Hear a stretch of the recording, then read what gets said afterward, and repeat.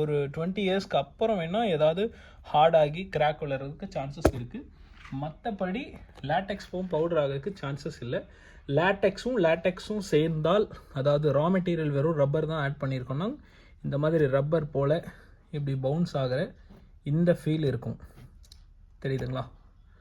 இமிடியேட்டாக பழைய நிலைமைக்கு வந்துடும். எங்கே படுத்திருந்தோன்னே தெரியாது, அந்த மாதிரி ஒரு ஃபீல்.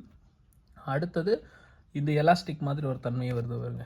இது ரப்பரில் மட்டும்தான் இருக்கும், இது மாதிரி இருக்கும். அதுவே ரப்பர் இல்லாமல் வேறு ஏதாவது ஒரு மெட்டீரியல் ஆட் பண்ணியிருந்தோம் அப்படின்னா கண்டிப்பாக அங்கே வந்து எப்படி சொல்கிறதுனா கட் ஆகிறதுக்கு சான்சஸ் இருக்குது. ரெகுலர் யூஸ் பண்ணுற இடத்துல அது வந்து கொஞ்சம் ஹார்டாக ஆகிட்டு அப்படியே கிராக் விழுறதுக்கு சான்சஸ் அதிகம். அது மாதிரியெல்லாம் இருக்குது. நம்ம மேட்ரஸ் ப்ராப்பர் கேரண்டி கொடுக்குறோம். 10 இயர்ஸ் கேரண்டி வந்துடும். இந்த 15 வருஷம் 20 வருஷம் வாரண்ட்டி கொடுக்குற வேலையெல்லாம் கிடையாது.